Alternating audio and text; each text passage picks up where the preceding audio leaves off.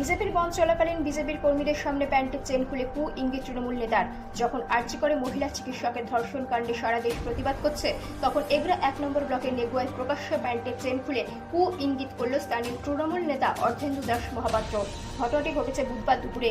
নবান্ন অভিযানে আন্দোলন কর্মীদের মারধরের প্রতিবাদে এগরা 1 নম্বর ব্লকের নেগুয়ায় বিজেপির ডাকা বাংলা বন্ধ চলাকালীন বিজেপির কর্মীদের সাথে বচসায় জড়িয়ে পড়ে ওই তৃণমূল নেতা।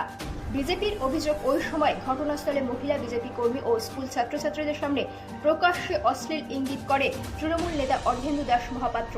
সেই ভিডিও ভাইরাল হয়েছে সমাজ মাধ্যমে। Bureau report, Bengal news.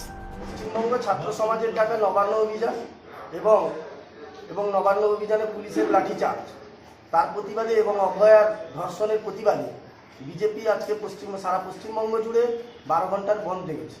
সেই বন্ধ সফল করার জন্য আরবিসি অঞ্চলেও নেগুয়া বাজারে বিজেপি কার্যকর্তারা রাস্তায় নেমে সকলকে শান্তিপূর্ণভাবে বন্ধ সফল করার জন্য আবেদন জানাচ্ছিল। হঠাৎ করে আরবিসি অঞ্চলের তৃণমূলের নেতা অর্ধেন্দু দাস মহাপাত্র এসে আমাদের কার্যকর্তাদের সাথে বাকবিতণ্ডা করে।